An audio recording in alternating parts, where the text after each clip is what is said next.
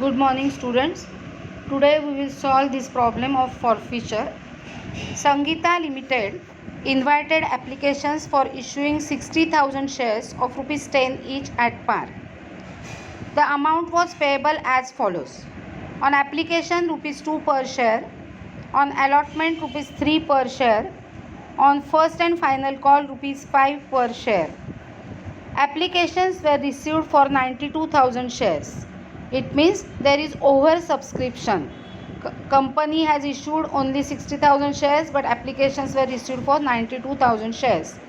Allotment was made on the following basis. It means company made pro rata allotment. The details are given as under. A. To the applicants for 40,000 shares full, means the applicants who have applied for 40,000 shares, they are given 40,000 shares. B. To applicants for 50,000 shares, 40%, means the applicants who have applied for 50,000 shares, they have given 20,000 shares, that is 40% of their applications, that is 40% of 50,000. So they have allotted 20,000 shares. Okay. Now see, the applicants for 2,000 shares nil, means the applicants of 2,000 shares, their applications were rejected and amount were refunded. Understood? Rupees 1,08,000 was realized on account of allotment, excluding the amount carried from application money. याचा अर्थ access application मनी सोडून अलॉटमेंटचे जे पैसे याचे होते त्याच्यापैकी 1,08,000 आलेले आहेत असं सांगितलं आहे. And rupees 2,50,000 received on account of call money जो याचा होता त्याच्यापैकी 2,50,000 आलेले आहेत. याचा अर्थ असा आहे की फुल अमाऊंट आलेली नाही. फुल अमाऊंट जेवढी ड्यू होती त्याच्यापेक्षा काहीतरी कमी अमाऊंट आलेली असणार आहे. आपण वर्किंग नोट करताना ते कॅल्क्युलेशन करू. The directors decided to forfeit shares of those applicants to whom full allotment was made. डायरेक्टर्सनी असं ठरवलं ज्यांना फुल अलॉटमेंट केलेली आहे त्यांच्यापैकी कमी पैसे आलेल्यांचे शेअर्स फॉरफिट करायचे and on which allotment money was over due. Okay. Pass journal entries in the books of Sangeeta Limited to record the above transaction. Now first we have to prepare working note and then we will pass journal entries. Okay, so let's start now. Okay, now here we will pass journal entries of Sangeeta Limited. Here we have to write name of the company, Sangeeta Limited, and first we will do some working about this problem. Here I have prepared a table. There are 8 columns other than column of category. As in this problem there is pro rata allotment, we have to prepare the calculation of excess application money received from the shareholders, that is applicants, and refund given to rejected applicants, etc. हे जे table आहे ते तुम्ही एका रेषेत पण करू शकता, पण कॉलम्स कंजेस्टेड होतात त्यामुळे मी 4 कॉलम इथे केलेत आणि त्याच्या कंटिन्युएशनमधले कॉलम्स मी इथे केलेत. Okay. So first, second, third, fourth, fifth, six, seventh आणि एट्थ असे टोटल 8 कॉलम्स आहेत. इथे मी कॅटेगरीज लिहिणार आहे आणि त्या कॅटेगरीचं कॅल्क्युलेशन मी या ठिकाणी लिहिणार आहे. Okay. Understood. Now we have discuss the problem already. Sangeeta limited invited applications, means they have issued shares 60,000 of rupees 10 each at par. At पार असल्यामुळे प्रीमियमच्या वगैरे काही ॲडजस्टमेंट या ठिकाणी नाही आहेत. आता त्यांनी सांगितलं आहे की amounts payable were rupees 2 on application, rupees 3 on allotment and rupees 5 on first and final call. They told us in the problem that applications were received for 92,000 shares.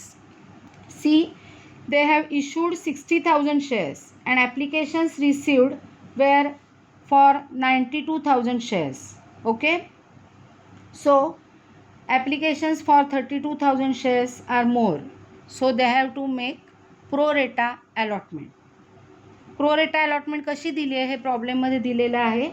To applicants for 40,000 shares full, 40,000 शेअर्ससाठी applications जे आले होते त्यांना फुल allotment करण्यात आलेली आहे, म्हणजे 40,000 shares देण्यात आलेले आहेत. To the applicants for 50,000 shares 40%. ज्यांनी 50,000 शेअर्स मागितले होते त्यांना त्यांच्या डिमांडच्या 40% म्हणजे 50,000 शेअर्सच्या 40% इट विल बी 20,000 शेअर्स देण्यात आलेले आहेत. ओके, 50,000 शेअर्स मागितले होते त्यांना 20,000 शेअर्स दिलेत, म्हणजे झिरोज कॅन्सल केले. तर 5 शेअर ज्यांनी मागितले त्यांना 2 शेअर दिलेत असा अर्थ झाला. आणि तिसरं कॅटेगरी जे आहे applicants for 2,000 shares, their applications were rejected and their application money was refunded. Okay, आपण आधी ह्या सगळ्याचं टेबल तयार करूया, म्हणजे आपल्याला किती शेअर्स अप्लायड केलेत प्रत्येक कॅटेगरीमधले, किती शेअर्स अलॉट केलेत, ॲप्लिकेशन मनी किती रिसिव्ड झालेला आहे रुपीजमध्ये, ॲप्लिकेशन मनी किती ड्यू होता जो कॅपिटल अकाउंटला ट्रान्सफर करायचा आहे, money received and transfer to capital account यातला जो डिफरन्स आहे तो डिफरन्स असणार आहे excess amount. Here excess amount हा एक्सेस ॲप्लिकेशन मनी आहे. ओके, मग इथे आपण लिहिणार आहोत अलॉटमेंट मनी ड्यू किती असणार आहे ह्या शेअर होल्डर्सकडनं. मग ही जी एक्सेस ॲप्लिकेशन मनी जो आहे आलेला तो ॲडजस्ट होणार आहे अलॉटमेंट बरोबर आहे, आणि ज्यांना शेअर्स दिलेले नाहीत त्यांचा रिफंड होणार आहे excess application money. Understood? In this way we will prepare this working note. Now let start. First category A. Category एमध्ये ए, बी आणि सी अशा 3 कॅटेगरीज आहेत त्यांच्यासाठी, आणि इथे आपण टोटल लिहिणार आहोत. ओके, पाहिजे तरी आपण इथे टोटल लिहायला जागा करूया.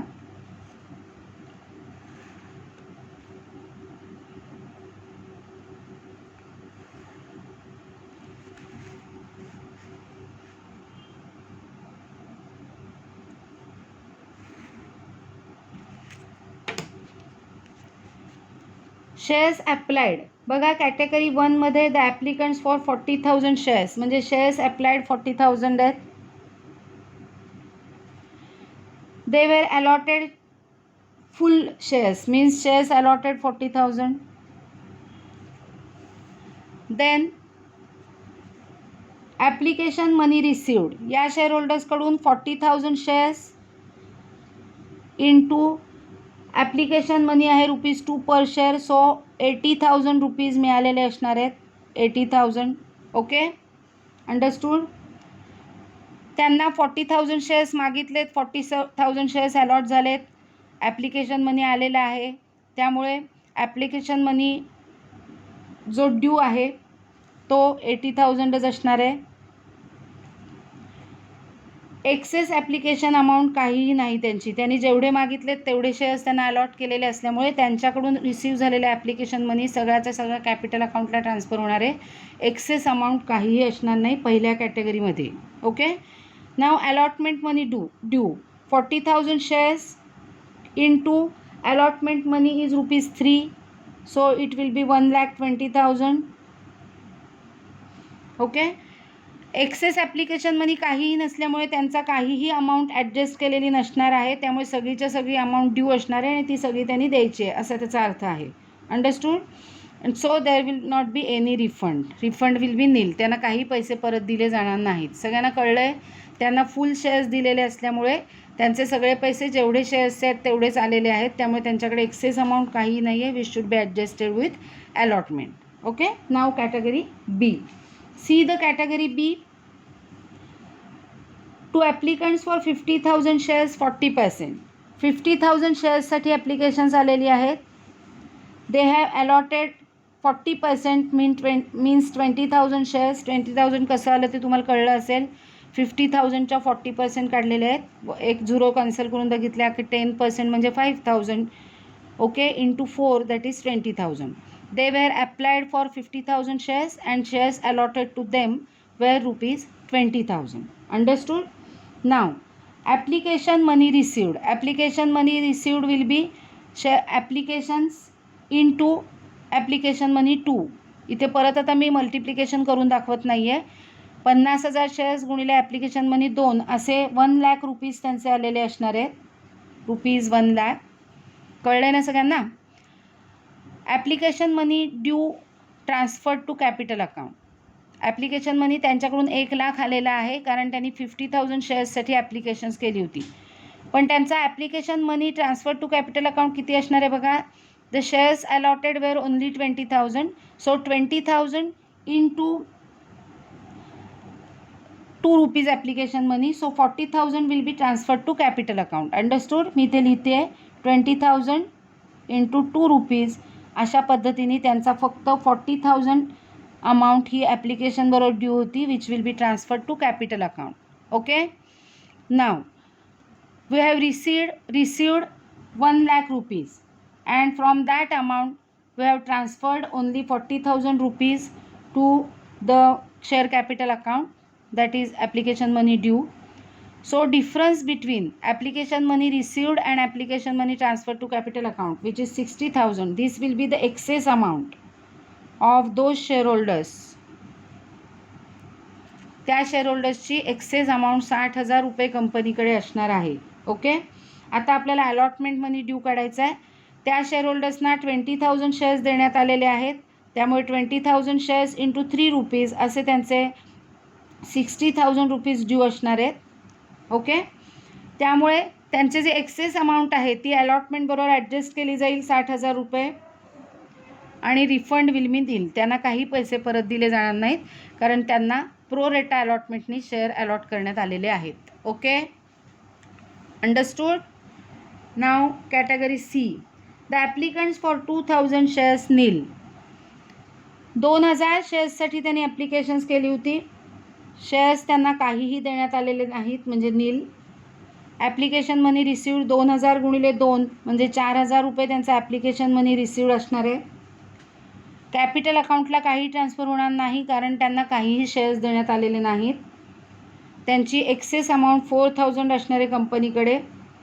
त्यांच्याकडून ड्यू अलॉटमेंट मनी काही नसणार आहे, कारण त्यांना शेअर्स दिलेले नाहीत. त्यामुळे ॲडजस्टेड विथ अलॉटमेंट पण काही असणार नाही, आणि त्यांचे सगळेच्या सगळे एक्सेस अमाऊंट जे आहे त्यांना रिफंड म्हणून परत पाठवण्यात येईल, because they have not allotted any shares. Understood. Now let's add all these items. It means total shares applied were 92,000. It is given in the problem. Total shares allotted were 60,000 because company has issued only 60,000 shares. Total application money received 1,80,000 and 4,000 means 1,84,000. Okay. Application money due will be 80 plus 40, that is 1,20,000. Okay. 1,20,000 कसे येणार आहेत बघा. तर 60,000 shares allot केलेत. 60,000 into 2 application money 1,00,000 will be 1,20,000. Okay. Total excess amount will be 64,000 कंपनीकडे आलेली. Allotment money due will be 1,20,000 plus 60,000, that is 1,80,000. म्हणजेच 60,000 shares allot केलेत into allotment money ₹3 per share, it is 1,80,000. कळतं आहे सगळ्यांना. Total amount adjusted towards allotment 60,000 and total refund made will be 4,000. सगळ्यांना कळलं आहे. ॲप्लिकेशन मनी 1,84,000 रिसिव्ड झालेला आहे टोटल सगळ्या शेअर्सचा मिळून, जो एंट्रीमध्ये आपल्याला लागेल. त्यापैकी कॅपिटल अकाउंटला 1,20,000 ट्रान्सफर केलेले आहेत, त्यामुळे 64,000 उरले. या 64,000 मधले adjusted towards allotment 60,000 and refund given to rejected applicants 4,000. अशा तऱ्हेने 1,84,000चं कॅल्क्युलेशन आपलं पूर्ण होणार आहे. ओके. आता प्रॉब्लेममध्ये आपल्याला सांगितलं आहे ₹1,08,000 was realised on account of allotment excluding the amount carried from application money. म्हणजे at the time of allotment amount due जी आहे त्याच्यामधली एक्सेस अमाऊंट जी आपण ऑलरेडी ॲडजस्ट केलेली आहे, बरोबर आहे, अलॉटमेंट बरोबर अमाऊंट ॲडजस्टेड टू अलॉटमेंट, ती सोडून 1,08,000 रुपीज रिसीव्ह झालेले आहेत असं आपल्याला सांगितलं आहे. सो किती अमाऊंट पेड झालेली नाही हे आपल्याला त्यांनी सांगितलेलं नाही.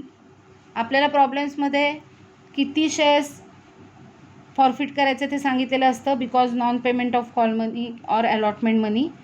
Here they have told us which amount is received. So we have to calculate amount not received on allotment, and त्यांचे शेअर्स आपल्याला फॉरफिट करावे लागतील. ओके, सो इथे आपण एक वर्किंग नोट करूया. ही पहिली वर्किंग नोट असं म्हणूया आपण दुसरी वर्किंग नोट या ठिकाणी करून घेऊया. बघा, calculation of number of shares forfeited, calculation of allotment money not received आणि allotment money not received काढल्यानंतर आपल्याला number of shares काढायचे आहेत. So and number of shares forfeited हे आपल्याला कॅल्क्युलेशन करायचं आहे. तुम्हाला कळतं आहे या ठिकाणी त्यांनी किती शेअर्सवरचे किती पैसे मिळाले नाहीत हे सांगितलेलं नाही. त्यामुळे या प्रॉब्लेममध्ये आपल्याला पैसे किती मिळाले नाहीत ते काढावं लागेल आणि ते पैसे किती मिळालेले नाही आहेत याच्यावरून आपल्याला नंबर ऑफ शेअर्स काढावे लागतील आणि ते शेअर्स फॉरफिट केलेले असणार आहेत कंपनीने. अंडरस्टूड. सो इथे आपण काय काढायचं आहे बघा. पहिल्यांदा आपण लिहूया amount due on allotment. Amount due on allotment. Amount due on allotment किती आहे बघा. 60,000 शेअर्स गुणिले 3 रुपये असणार. बरोबर आहे. Because 60,000 shares were allotted. 3 rupees is allotment money per share. So allotment money due will be 1,80,000. हे आपण या ठिकाणी काढलेलं आहे. अलॉटमेंट मनी ड्यू टोटल 1,80,000 आहे. ओके. नाव लेस excess application money adjusted. Excess application money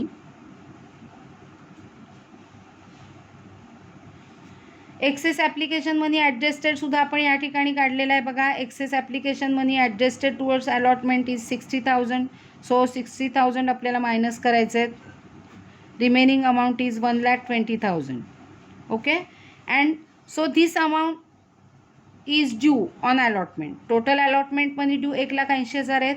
त्यातले excess application money already received from the applicants 60,000. So now the due amount will be 1,20,000. Understood. But from that amount received on allotment त्यांनी सांगितलेली आहे 1,08,000 less amount received on allotment. प्रॉब्लेममध्ये दिलेले आहे बघा 1,08,000. बरोबर आहे. सो 12,000 रुपीज ही अमाऊंट अशी आहे की amount not paid on allotment. Amount not paid on allotment. तुम्हाला कळलं आहे. This is the amount which is not paid by the share holders on allotment 12,000 rupees. आता या अमाऊंटवरून आपल्याला नंबर ऑफ शेअर्स काढायचे आहेत.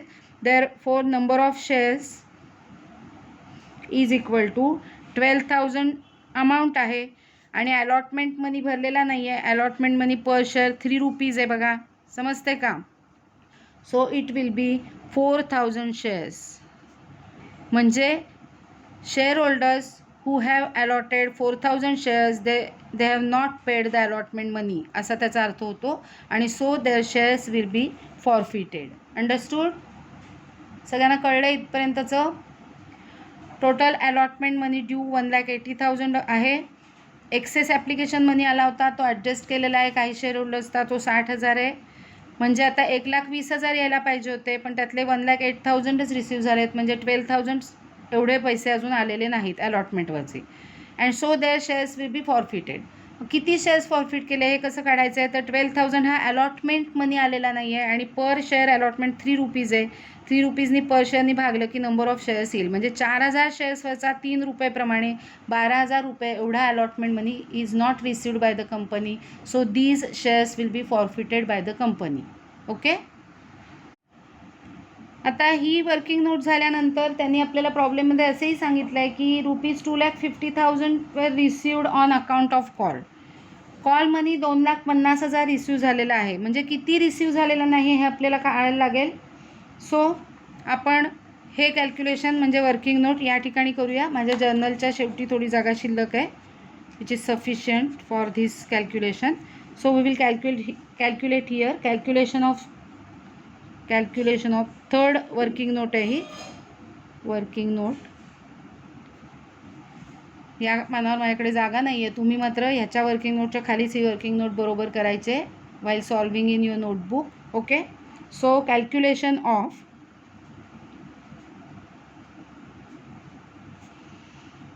call money not received and number of shares forfeited. या वर्किंग प्रमाणेच आपल्याला हे वर्किंग करायचं आहे बघा.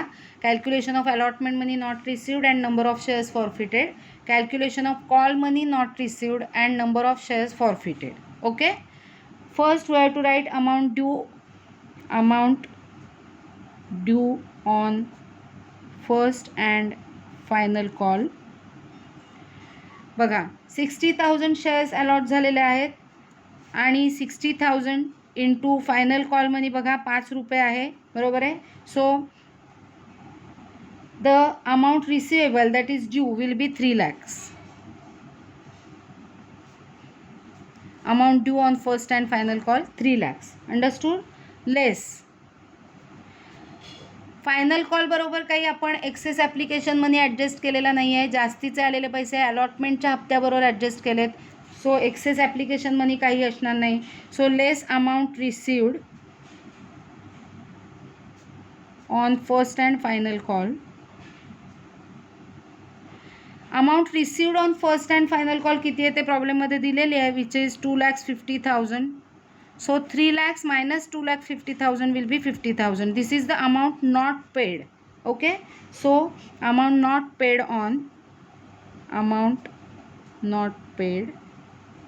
on first and final call will be rupees 50,000.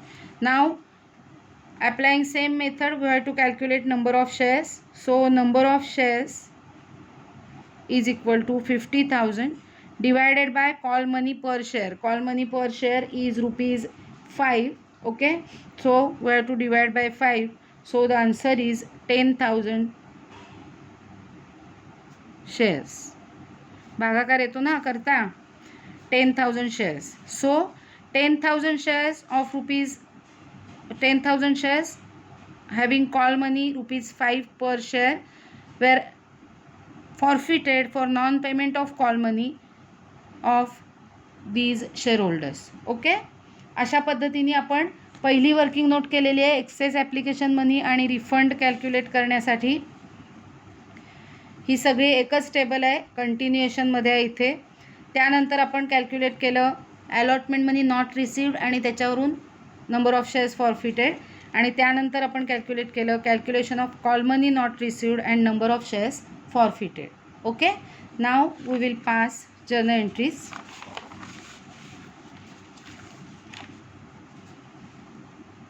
Let's pass journal entries now.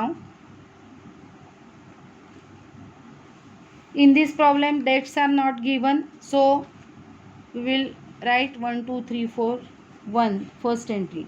First entry will be of application money received, so bank account debit to share application account. I hope की या basic journal entries तुम्हाला आता कळलेल्या आहेत. Share applications account being application money received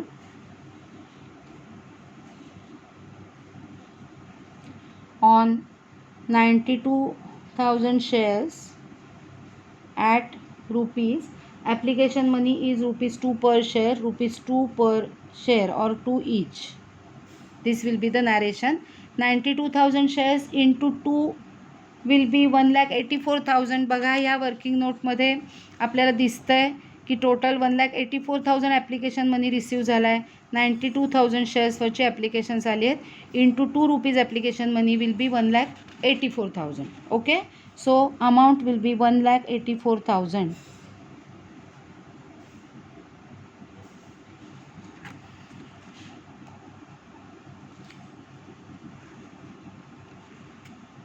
Now the entry of application money adjusted.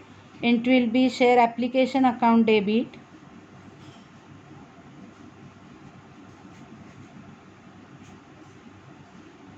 $1,84,000. Okay. Working note बघा, 1,84,000 receive झालेले आहेत. Transfer to capital account will be 1,20,000. Adjusted with allotment will be 60,000 and refund will be 4,000. Understood. Capital अकाउंटला transfer केलेले आहेत 1,20,000 जी due amount होती. 60,000 shares issued into 2 केल्यावर, त्यामुळे access आलेले 60,000 जे आपण काढलेत, excess money adjusted 60,000 will be transferred to allotment account and 4,000 will be refunded, so it will be transferred to bank account. Okay. So the entry will be share application account debit 1,84,000 to share capital account 1,20,000. Working नोटमध्ये मी आत्ताच तुम्हाला दाखवले. त्यानंतर to share allotment account amount will be 60,000 adjusted towards allotment, and to bank account this money is refunded, म्हणजे परत पाठवलेत पैसे त्यांचे, because their shares were rejected. Okay, so narration will be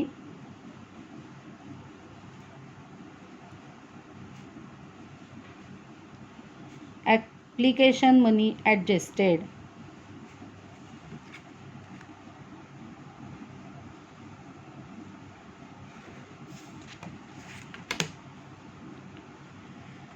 Now the third entry will be of allotment money due. So share allotment account debit to share capital account.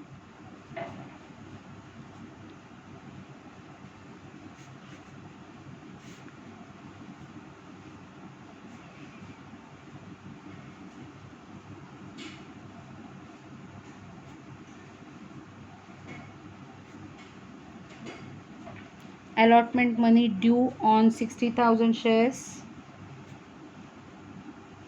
At rupees. बघा, allotment money 3 per share आहे, त्यामुळे at ₹3 each किंवा 3 per share.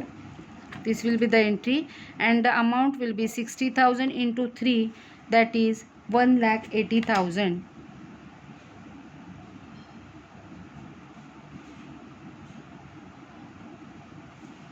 Okay. Now next entry will be of allotment money received. So entry will be bank account debit to share allotment account.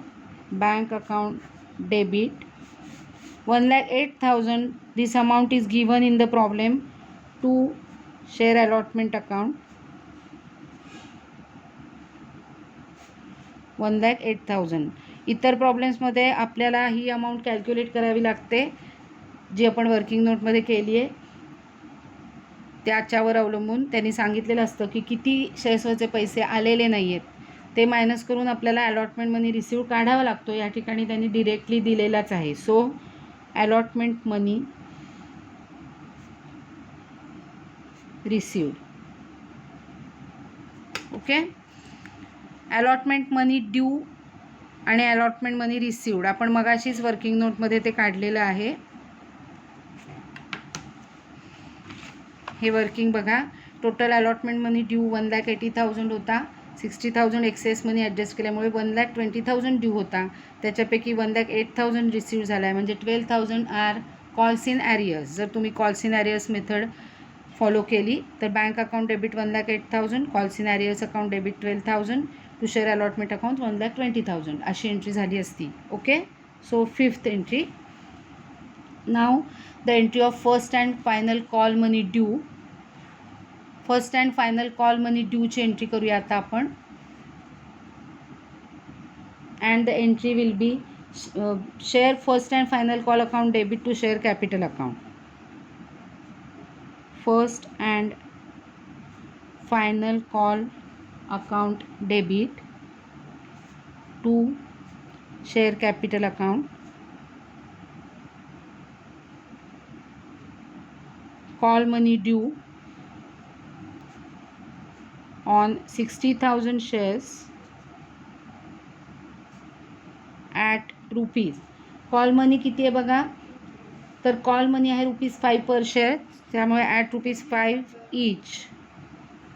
So the entry will be 60,000. The amount will be 60,000 into ₹5 per share, that is ₹3 lakhs.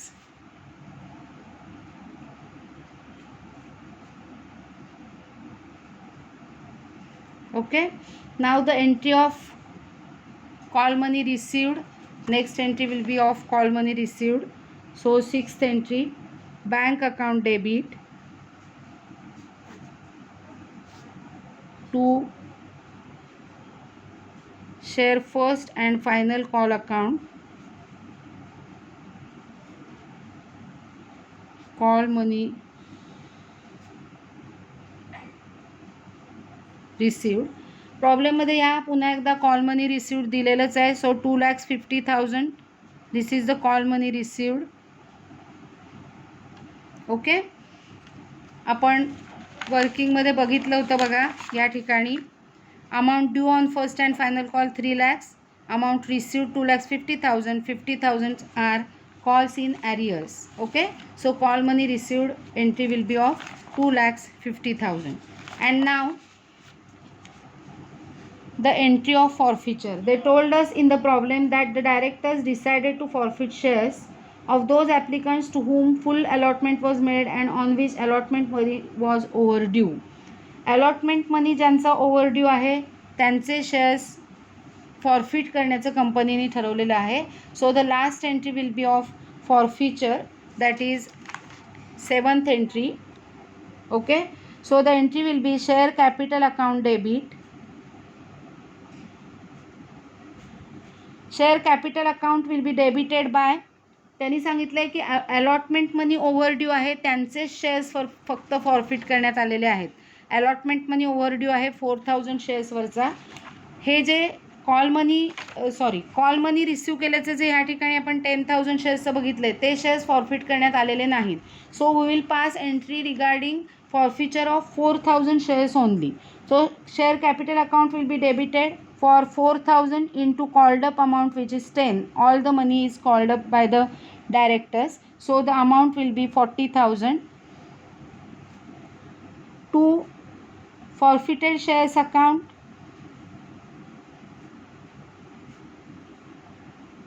और shares forfeiture account, या ठिकाणी already paid केलेले पैसे भरायचे आहेत. So the already paid amount, allotment मनीच भरलेला नाही म्हणजे फक्त ॲप्लिकेशन मनी भरलेला आहे, म्हणजे 4,000 into 2 एवढेच पैसे त्यांनी भरलेले आहेत. So 8,000 will be forfeited by the company. To share allotment account,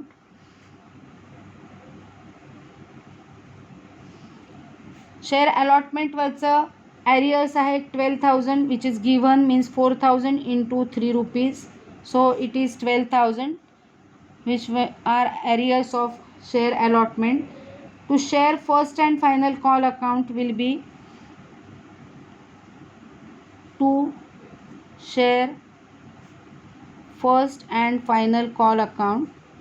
हा अकाउंट पण क्रेडिट केला जाईल कारण या 4,000 शेअर्सवरचा फायनल कॉल 5 रुपये प्रमाणे भरला गेलेला नाही आहे, विच इज 20,000. ओके, याच्यामध्ये हा share first and final call account ह्या फायनल कॉलच्या 10,000 शेअर्सशी नाही आहे अवलंबून, हे लक्षात ठेवा. 4,000 शेअर्स ज्यांना दिले होते त्यांनी अलॉटमेंट मनी भरला नाही आहे, म्हणजे फर्स्ट कॉल मनी पण भरला नाही आहे, म्हणजे त्यांनी फर्स्ट अँड फायनल कॉलचे 20,000 भरले नाही आहेत, अलॉटमेंटचे 12,000 भरलेले नाही आहेत, असे टोटल 32,000 त्यांनी भरलेले नाही आहेत. 8,000 फक्त भरलेले आहेत. भरलेले पैसे फॉरफिट करण्यात आलेले आहेत. 40,000 यायला पाहिजे होते, भरलेले 8,000 फॉरफिट केले आणि भरलेले 8,000 रुपये फॉरफिट केलेत आणि अलॉटमेंट अकाउंटला त्याचे कॉल सिनॅरियर्स, फायनल कॉलला त्याचे कॉल सिनॅरियर्स क्रेडिट केलेले आहेत. Okay, so narration will be being 4,000 shares forfeited for non-payment of allotment and final call money. This will be the narration. Okay, अतिशय इंटरेस्टिंग प्रॉब्लेम आहे हा. प्रॉब्लेम 2013च्या CBSEच्या सॅम्पल पेपरमधला प्रॉब्लेम आहे. So असा प्रकारचा प्रॉब्लेम येऊ शकतो. अशा पद्धतीने आपण वर्किंग केलेलं आहे आणि जर्नल एंट्रीज केलेल्या आहेत. ओके, प्रॉब्लेमचा नीट स्टडी करा आणि नोटबुकमध्ये प्रॉब्लेम सॉल्व करा. Okay, that's all for today.